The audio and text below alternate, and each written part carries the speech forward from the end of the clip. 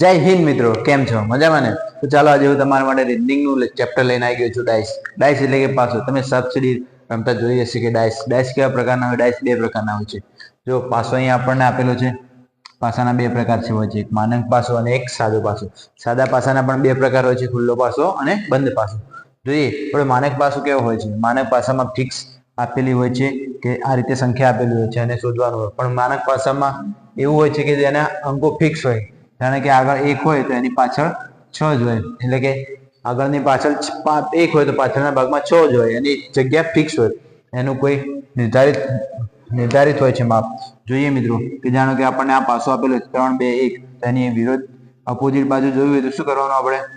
આપણે આ રીતે લખી દેવાનું 3 2 1, પછી સરવાળા કરી દેવાના, પછી એક ખાલી જગ્યા છોડી દેવાની અને બરાબર લખી દેવાના 7. શું લખી દેશો મિત્રો? 7.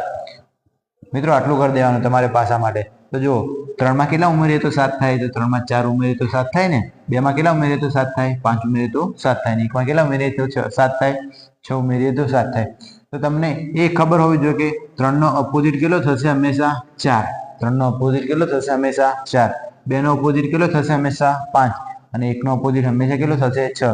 તો મિત્રો આ થઈ ગયું માનક પાસો. માનક પાસામાં ફિક્સ હોય. જોણે કે તમને અહીંયા આપેલા હોય 5, તો તમને ખબર હોવી જોઈએ કે આની પાછળના ભાગમાં કયો હશે? પાછળના ભાગ કેટલો હશે? 2. પડી ખબર મિત્રો?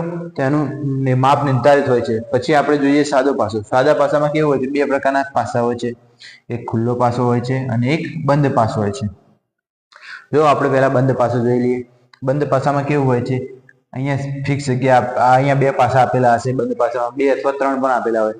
જો બે પાસા આપેલા છે, પછી આપણે અહીં અંદર જોવાનું હોય કે કોમન કઈ સંખ્યા જોવા મળે છે. બંધ પાસાની અંદર કોમન કઈ સંખ્યા જોવા મળે છે? અહીંયા 4 આપણને આપેલા, 4 આપેલા, અહીંયા 4 લખી દેવાના બંને બાજુ નીચે નીચે. પછી ઘડિયાળની દિશામાં એટલે કે ક્લોકવાઇઝ એને લખતું જવાનું. ઘડિયાળની દિશામાં 4 પછી કેટલા આવશે? 5. 5 પછી કેટલા આવશે મિત્રો? 3. પહેલો પાસો આપણો સંપૂર્ણ થઈ ગયો. હવે બીજો પાસો જોઈએ. બીજા પાસામાં શું હતું? 4 હતા, તો જ્યાં હતા કોમન ત્યાંથી જ લખવાનું શરૂઆત કરવાની. 4 તો આપણે 4 લખી ગયા. 4 પછી ઘડિયાળની દિશામાં શું આવે છે? 6. પછી ઘડિયાળની દિશામાં શું આવે છે? 1. તો આપણને આ રીતે લખી દેવાનું. તો હંમેશા મિત્રો યાદ રાખવાનું, આ થઈ ગઈ બાજુ, આ થઈ ગઈ બાજુ. તો 4 ની હંમેશા બીજી બાજુ જોવાનું કે શું હશે? અહીંયા આપણને 1 થી 6 અંક આપેલા છે. કેટલા? 1 થી 6 અંક. 1 થી 6 ની અંકમાં કઈ સંખ્યા જોવા નથી મળતી? તો 2 જોવા નથી મળતી. તો 4 નો વિરોધી હંમેશા 2 થઈ જશે. 5 નો પૂછ્યો હોય તો 6 થઈ જશે અને 3 નો પૂછ્યો હોય તો 1 થઈ જશે. કદાચ તમને એમ પૂછે કે 1 નો વિરોધી શું થાય? તો 1 નો વિરોધી શું થઈ જશે મિત્રો? એની સામેવાળી સંખ્યા. કેટલા થઈ જશે? 3. 6 નો વિરોધી શું થઈ જશે? 5 અને 4. 2 નો વિરોધી 4. મિત્રો આ જોવાનું, આ રીતે કરી દેવાનું. પછી આપણે જોઈએ ખુલ્લો પાસો. ખુલ્લો પાસો કેવો હોય છે મિત્રો? એક છોડીને એક સંખ્યા લેવાની. જો કે આપણે પહેલા 1 લઈ લીધા તો 1 લખી દીધા. તો એક છોડીને એક સંખ્યા લેવાની. 1 પછી કઈ સંખ્યા આવે? 5 આવે તો 5 લખી દેવાની. પછી આપણે 3 લીધા તો 3 હે તો 1 છોડીને કઈ સંખ્યા લેવાની? 1. તો 3 છોડીને 6. અને સાઈડ વાળી બાજુ સાઈડમાં જ લેવાની. ગમે ને ઊંચા નીચે આપેલું તો અહીંયા 2 છે સાઈડમાં, આ બાજુ 4 તો 2 નો ઓપોઝિટ શું થશે? 4. તો અહીંયા પણ તમને એમ પૂછે કે 1 નો ઓપોઝિટ શું થાય? તો 5. 6 નો ઓપોઝિટ શું થાય? તો 3. અને 4 નો શું થાય? તો 2. 2 નો 4, 3 નો 6 અને 1 નો 5. એ રીતે મિત્રો ખબર પડશે. તો હવે આપણે જોઈએ થોડા આગળના દાખલા.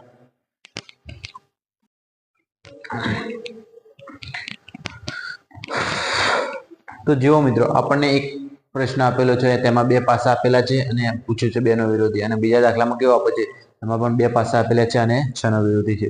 તો જો મિત્રો આ તમને ખબર પડતી હશે કે કોમન જોવા મળે છે. કોમન જોવા મળતી તો તમારે સમજી લેવાનું કે સાદો પાસો જ હશે. આ માનક પાસો નહીં જોવા મળે તમને. તો જો અંદર બંનેમાં કોમન સંખ્યા જોવા મળે છે. તો આપણે સૌપ્રથમ શું કરીશું? બંને કેટલા જોવા મળે છે? 5 5. તો આ રીતે 5 5 લખી દઈશું. પછી 5 ને પછી ઘડિયાળની દિશામાં આપણે લખવાનું. ઘડિયાળની દિશામાં પછી કેટલા આવે? 5 પછી 2. ફરીથી કેટલા આવશે? 2 પછી 3 અને 3 પછી તો 5 પણ લખવાના નથી. પછી 5 છે તો 5 તો આપણે લખી દીધા. પછી ઘડિયાળની દિશામાં કેટલા આવશે? 6. ફરીથી ઘડિયાળની દિશામાં જોઈશું કેટલા આવશે? 1. મિત્રો આટલું થઈ ગયું આપણા જોડે. આપણને શું મળ્યું? 5 2 3 5 6 1. તો હવે 1 થી 5 ની અંદર કઈ સંખ્યા જોવા નથી મળતી? તો જો મિત્રો અહીંયા તમને બે વાર 5 જોવા મળે છે પણ 4 જોવા નથી મળતા. તો 1 ની જગ્યાએ 5 હોય ત્યાં શું કરી દેવાનું? 4. શું કરી દેવાનું મિત્રો? 4.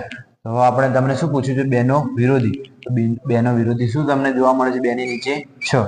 તો 2 નો વિરોધી શું થઈ જશે મિત્રો? 6. એ રીતે 5 નો પૂછ્યું તો 5 નો 4. 5 નો વિરોધી શું થશે? 4.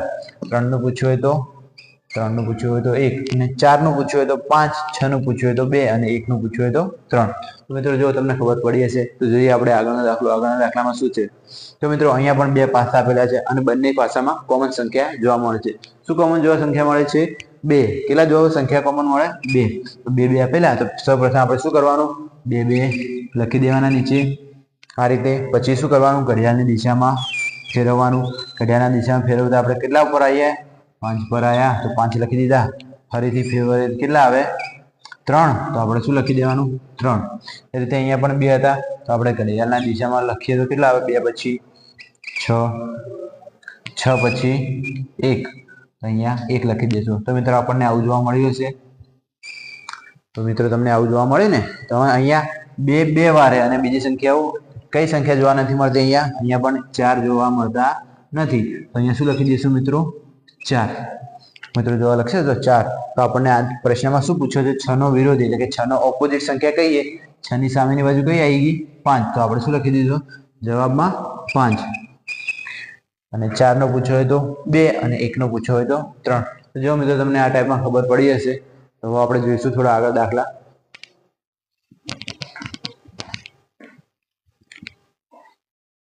જય હિન્દ મિત્રો, કેમ છો? મજામાં ને? તો આજે ફરી આપણે પાસા ચેપ્ટરના દાખલા લઈને આવી ગયા છે. જો અહીંયા 2 પાસા આપેલા છે અને પૂછ્યું છે નારંગીના વિરુદ્ધ દિશામાં કયો પાસો હશે.